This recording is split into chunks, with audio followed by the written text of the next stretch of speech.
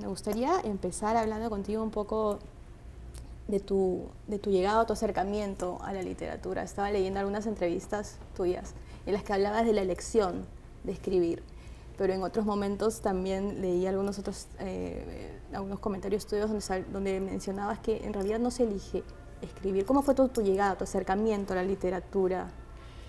Bueno, yo siempre quise escribir, por eso quizá, digamos, por un lado siento que no es algo que uno, o sea, como una elección que viene dada casi, pero lo que no está dado casi nunca son las condiciones para hacerlo. Entonces uno puede tener muchas ganas de ser Shakespeare, pero por ahí en tu entorno eso o no está bien visto, o no hay el suficiente apoyo, o no tienes tampoco cómo alimentarte. Yo nunca tuve tampoco como una guía muy clara de lecturas, tenía como una biblioteca muy grande en mi casa, porque a mi papá le gustaba mucho leer, pero no era que nadie me estuviera guiando como en esas lecturas formativas, no sé. Entonces casi que el camino se lo hace uno solo cuando finalmente elige qué es lo que quiere hacer. Yo cuando llegué a esa decisión o a esa elección, yo creo que ya estaba bastante grande, tendría 20 y pico, había empezado a escribir periodismo y cuando me mudé a Buenos Aires me empecé a dar cuenta que había como un montón de gente como yo que quería escribir y para la cual eso no era necesariamente como una decisión extravagante o...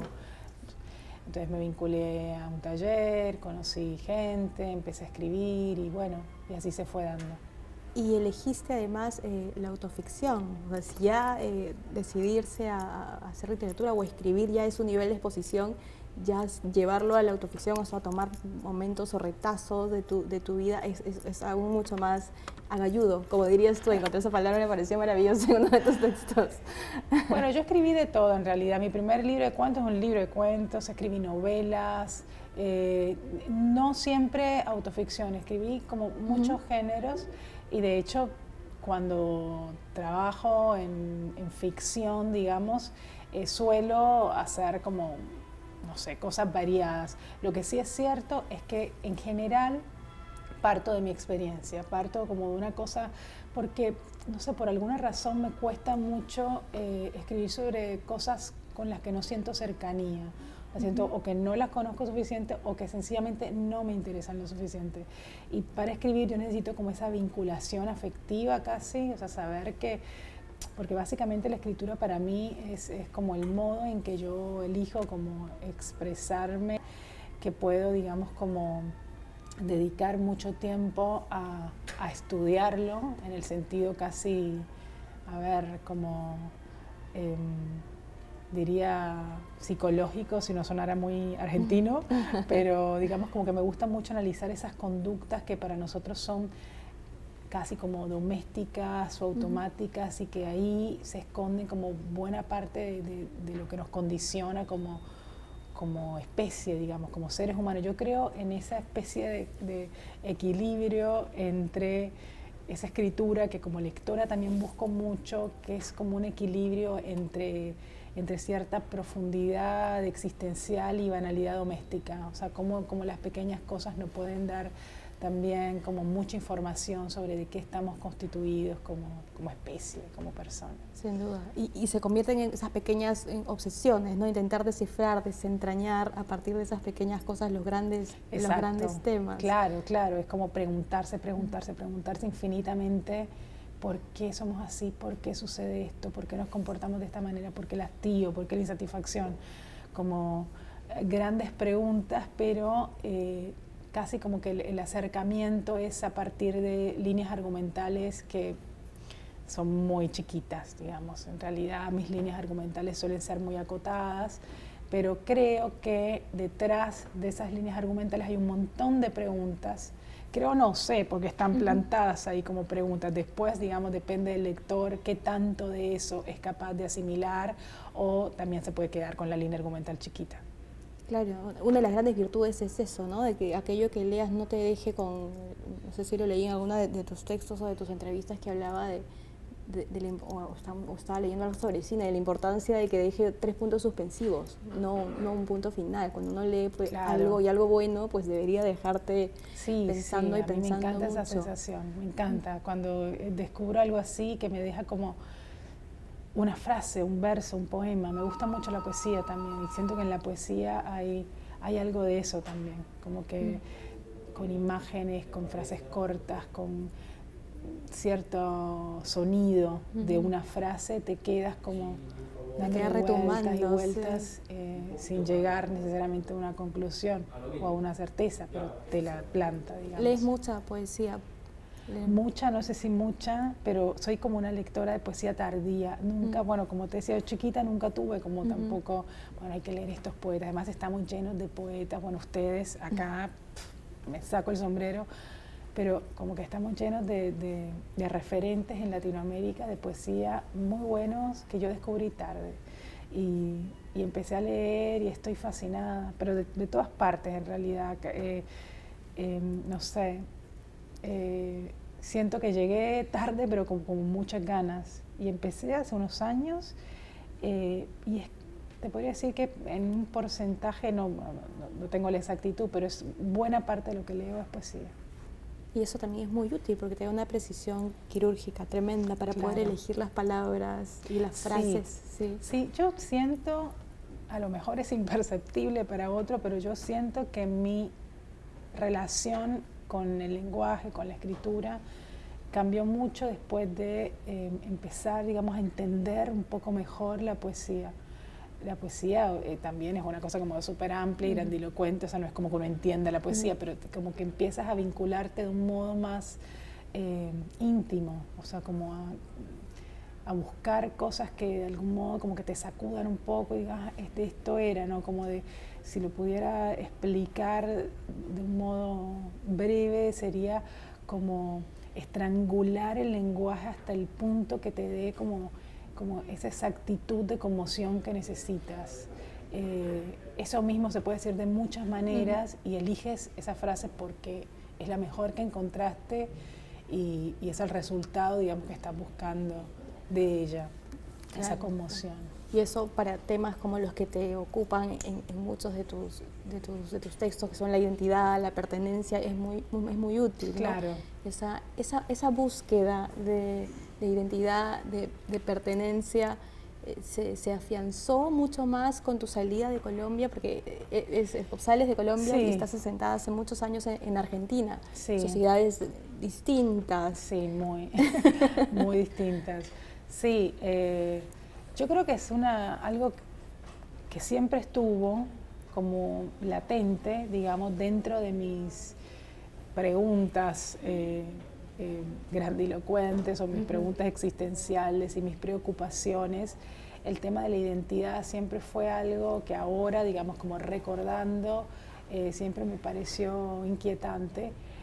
Pero lógicamente tiene que ver con mi condición también de haberme ido, de haber elegido irme. Además, mi exilio es un exilio completamente voluntario. O sea, no puedo decir que nada me empujó. Bueno, siempre hay circunstancias que te empujan un poco a irte de tu lugar de origen, pero básicamente fue una elección mía. Y te fuiste súper joven. Joven, me fui a muchos lugares. O sea, empecé como a viajar muy joven, circunstancialmente, porque tenía un trabajo que consistía en viajar. Trabajaba en la Fundación No Periodismo de Cartagena, entonces como que me tocaba organizar talleres acá, allá, no sé, es como que pasaba muy poco tiempo en Cartagena, me la pasaba viajando y no sé, me gustaba no tanto el viaje en sí mismo, sino como la sensación del descolocamiento que te da el viaje, de sentirte como que de repente estás fuera de lugar, porque ese correrte del lugar en el que siempre has estado te permite también ir entrenando otra mirada, o sea, es mirar siempre desde un lugar que no es el más cómodo, que no es el céntrico, es mirar desde la periferia, digamos, estar afuera de eso, correrse un poco, mirar un poquito corrido, y eso empezó a interesarme mucho.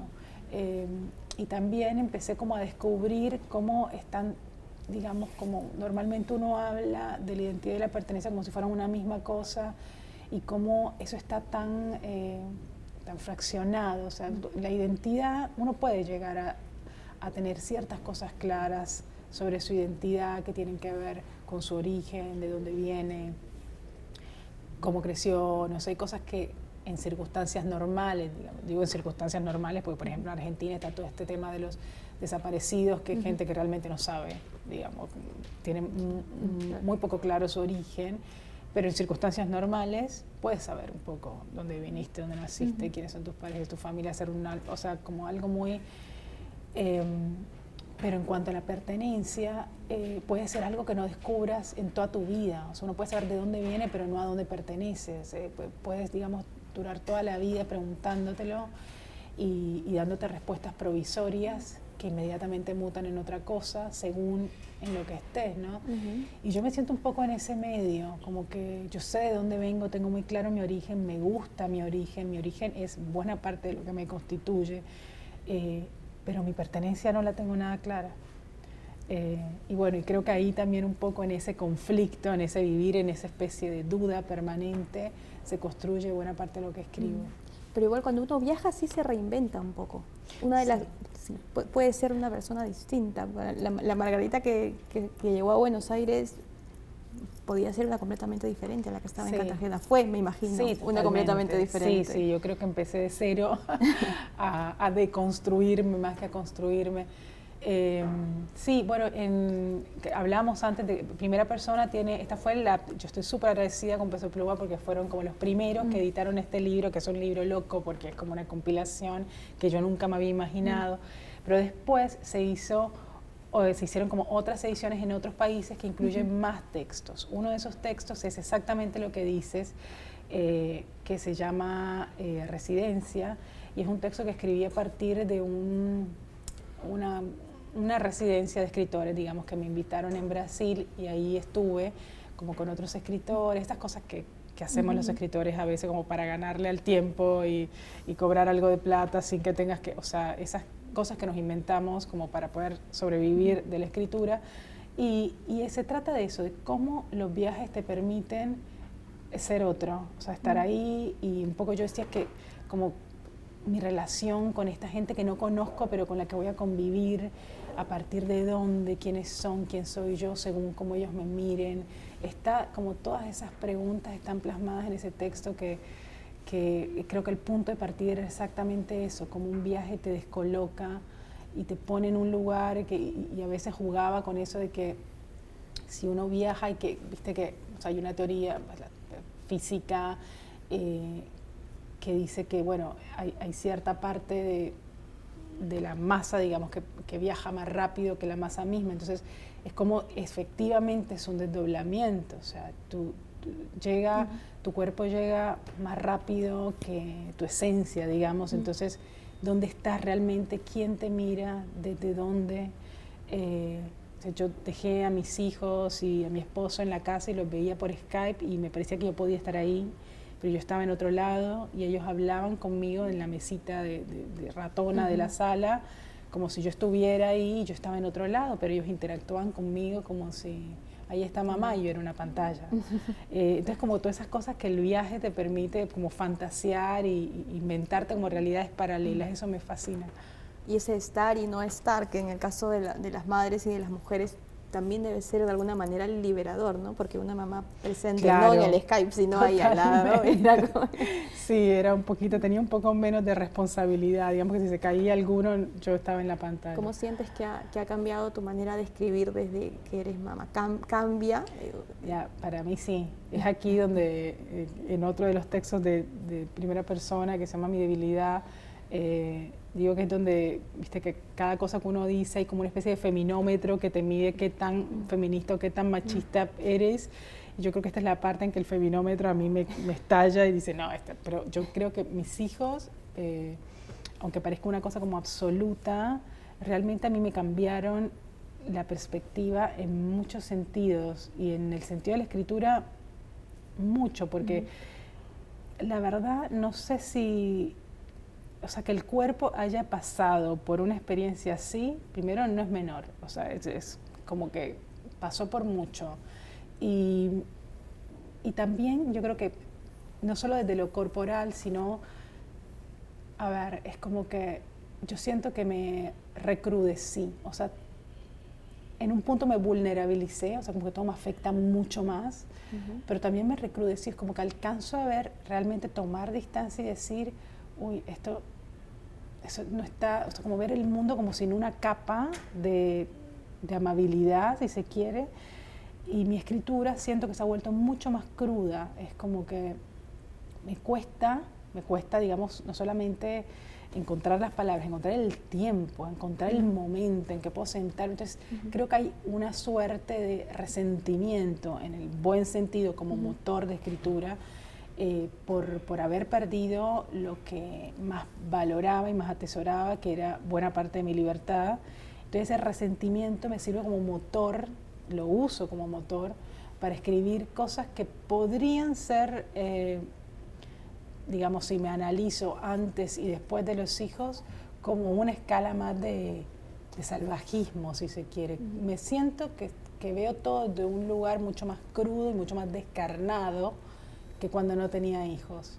Pero no tengo explicación. Yo supongo que tiene que ver con eso, como estar más... Los hijos también te hacen estar un poco como más cerca de la casi tragedia, ¿me entiendes? Sientes que todo en cualquier momento les puede pasar o te puede pasar a ti, es como todo el tiempo vivir con esa especie de temor que no se va, que es muy intranquilizante, y en ese sentido te hace una experiencia medio neurótica, pero que en términos de la escritura para mí ha sido muy funcional. Y para ti, que escribiste mucho sobre tu familia, tu padre, tu madre, ¿también te ayudó a replantear un poco cómo abordabas eso? Sí, también. Porque siempre dicen que se ve distinto, que uno empieza a pensar distinto en relación a los padres cuando tiene hijos. Claro, y sí, para puede ser, pero no en el sentido que yo pensaba que iba a suceder. Más bien, insisto, todo lo contrario. Es como que yo recuerdo cuando me peleaba, por ejemplo, con mi madre o con mi padre, con mi madre, sobre todo con mi padre no me peleaba mucho, pero con mi madre sí, me peleo. Y ella me decía, ya verás cuando tengas hijos, si tienes hijos, y bla, bla, bla. Y a mí me pasó casi que lo contrario, o sea, es como que sigo como sin entender buena parte de las cosas que ya no entendía y me las explico todavía menos, porque la experiencia de la maternidad también es muy individual y es muy subjetiva, y uno casi que, yo creo que uno es... cuando es madre casi como en reacción a cómo fue hijo, entonces, o cómo fue tu madre contigo. Entonces yo siento que estoy haciendo todo por no ser mi madre, y por momentos siento que caigo en que estoy siendo mi madre, pero combato eso, es como una batalla permanente de, bueno, no quiero hacer esto, no quiero hacer esto. Entonces, no sé si es como que la entendí más, es como que en un punto creo que quiero diferenciarme todo el tiempo. Pero es bien difícil escaparse, ¿no? de los lazos y las marcas que te deja la familia. Claro. En contraposición a lo que puede pasar cuando uno está en un viaje que se reinventa. La familia siempre te recuerda siempre. Lo que eres, cómo te ve y cómo quiere que seas. Sí, porque luchar contra el modo en que fuiste criado, digamos, es también luchar inútilmente contra parte de lo que eres, contra tu ADN, básicamente. Es como muy difícil combatir eso, pero por eso decía que me interesa más casi como el concepto de construir, de deconstruirse, de tratar, digamos, como de despojarse de todo lo que sabes, de la crianza o de la literatura o de el arte, como para poder apreciar desde el... como, a ver, como no encuentro una palabra, como desde el despojamiento, porque no es, o sea, por ejemplo, en apreciación de arte. El otro día leí un libro sobre cómo mirar obras de arte, que es algo que a veces me interesa, no mirarlas, sino como entender por qué hay gente que le gusta. No, yo tengo como muy poca relación con el arte y me gustaría entender un poco más. Entonces alguien decía que era un ensayo y decía que es como ser un bebé y exponerse por primera vez al rostro de quien te recibe, sea tu madre, tu padre, y que sucede algo neurológicamente en la cabeza del bebé que hace como que se apropie de esa cara y la reproduzca, o sea, como que el bebé en realidad copia la primera cara que ve, y entonces por eso uno empieza a identificar, se parece a la madre, se parece, copia gestos, copia, no es que se parezca a nadie, es como que el cerebro hace algo como de imitación muy, muy automático, y el bebé empieza a reproducir eso. Entonces, como cuando uno está frente a un cuadro y consigue conmoverse es porque en un punto está apropiándose de eso que ve como por primera vez, si no tienes nada preconcebido. Claro. Es muy difícil ser un bebé y mirar un cuadro y entender eso. Como uno no es un bebé, es un adulto con un montón de prejuicios, preconceptos y cosas. O cuando te enfrentas a un libro, cuando te enfrentas a una experiencia como la maternidad, vienes con demasiado bagaje. Y para apreciarlo y para vivirlo de un modo un poco más o menos nocivo y pernicioso, lo que tendría que hacer uno en realidad es despojarse de todo eso que sabe para poder hacer, si se quiere, una historia nueva con eso. Claro. ¿Cómo, pasando ya al tema de género y de feminismo que está abordado de manera no directa, pero tu texto sobre la maternidad me llamó mucho la atención porque se habla de ella desde la realidad, de la manera descarnada que mencionas hace un momento, fuera de toda esa idealización de que todo es maravilloso, todo es hermoso y todo se puede, porque una de las cargas que tenemos todas las mujeres en este momento de cambio es el tema de la culpa, ¿no? La culpa por no ser lo que debemos ser, para hacer cosas que ya no deberíamos hacer, porque estamos nuestra generación está en ese momento de quiebre, ¿no? En el que tiene toda la carga de las madres y de las abuelas y de lo que uno aprendió de ellas y de las generaciones que vinieron que tienen un chip absolutamente distinto. Sí. ¿Cómo se maneja desde la escritura o cómo lo maneja Margarita desde la mujer, la edad que tiene, con la historia que tiene, este momento de cambio? Sí, bueno, justo te decía que en la nueva versión de Primera Persona que está circulando hay dos textos que están muy, digamos, como hablan muy directamente de ese tema y que casi que condensan todas mis ideas al respecto. Uno se llama Mi debilidad y el otro Residencia. Y sobre todo en Mi debilidad hay como unas respuestas que casi nunca hago, porque en realidad en mi abordaje de la escritura y de los temas me hago muchas más preguntas que darme respuestas y un poco en Mi debilidad hago esto, o sea, dejar muy claro que no tengo ninguna certeza y que no me interesa tenerla, porque a mí el tema de las mujeres hoy me produce, a ver, por un lado me considero feminista hasta la médula, o sea, no puedo pensar en una sola causa feminista que no apoye. No puedo imaginarla. Al mismo tiempo siento que se está dando algo, como que no sé si es tan bueno con respecto a cómo se hacen las demandas, como un poco desconociendo que son demandas anacrónicas, que han estado siempre y que se han abordado de diferentes formas a lo largo de la historia. O sea, produce mucha empatía la furia, el enojo, y muy poca empatía la reflexión. ¿No? Como a mí me interesa desde la literatura ir más por la reflexión de por qué se dan las cosas así. No sé, por ejemplo, con este tema que estuvo tan en boga de la inauguración de la Feria del Libro, que hay lugares en donde es impensable que algo así suceda, ¿no? O sea, no existe, no, en buena parte del mundo, que una feria, un suceso cultural sea inaugurado solo por una mesa como esa. Pero me llama la atención que nos sintamos tan ofendidas sin considerar que es Perú, o que es Colombia, o que es México. O sea, que hay una historia detrás de todo esto que explica perfectamente esa mesa, pero porque no solo porque no hay mujeres, es que no hay negros, ni indígenas, ni pobres, porque no solamente es un país patriarcal o machista, sino elitista y racista, como lo es buena parte de Latinoamérica. Entonces, como cuando yo veo chicas más jóvenes, sobre todo, que se escandalizan ante esto, digo, es como si en un punto el síntoma, que es que no hay mujeres en la mesa, les produjera más incomodidad que la enfermedad, que nunca vieron la enfermedad, o sea, nunca vieron que esto era así, no sé, reflexión. O sea, antes hay una autora argentina que me gusta muchísimo, que me parece que es la mujer que tiene más claro todo sobre el feminismo, que se llama Rita Segato, y ella habla de ser plural antes que ser cualquier otra cosa. O sea, es difícil pararse en un lugar con una demanda específica sin tener ese océano de fondo que te explica muchas cosas y que no queda como que uno dice, bueno, esto se va a solucionar invitando a más mujeres a un cóctel. No se va a solucionar invitando a más mujeres a un cóctel. O sea, es como un gesto estético, que está bien que se den los gestos estéticos, pero no es la resolución de nada. Entonces, para volver a tu pregunta, desde la literatura a mí me interesa mucho más el campo de la reflexión.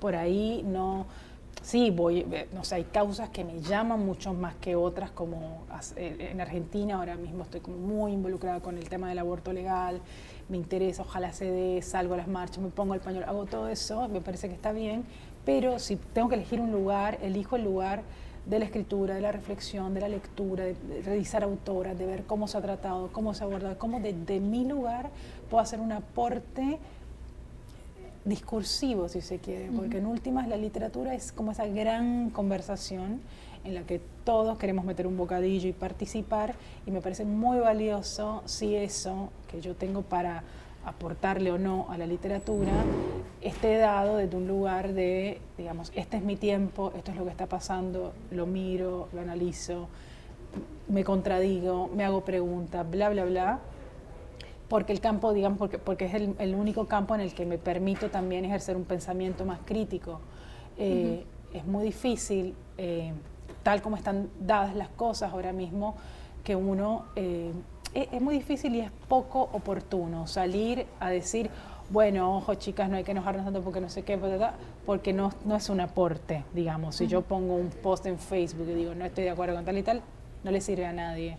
Si yo lo pienso en mi casa y trato de hacer con eso literatura, me parece que es un poco más útil a quien sea, digamos, por lo menos a mí. No sé. Pero ahí entiendo tu punto en algo como lo que sucedió en la Feria del Libro, pero tanto Argentina como Perú y varios puntos de Latinoamérica, incluso, bueno, España, yéndonos al otro lado del charco, el tema de los feminicidios es algo que también es tremendo, ¿no? No, es algo que nos debería justamente. llevar a una movilización mucho más activa, ¿no? No, bueno, yo me refería específicamente a las demandas dentro de la literatura o de la cultura ligadas al tema de género, porque mi segundo problema con esto, casi que es el primero en realidad, es la jerarquía de demandas dentro del movimiento feminista. Yo me niego a caer en una mesa poblada de causas como que las mujeres se mueren porque las matan todos los días, porque cada vez crecen más las estadísticas de abortos clandestinos donde las mujeres se desangran en una camilla mugrienta,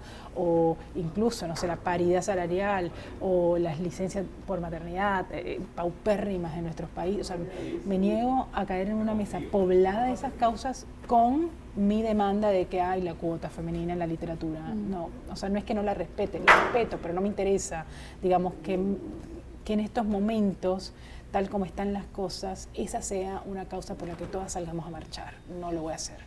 O sea, me pasa eso, mientras que hay otras cosas que me parece que son súper necesarias de salir, sí, a gritar, a alzar la bandera, a marchar, a escribir, todo lo que haga falta, porque realmente es algo que la sociedad te está pidiendo.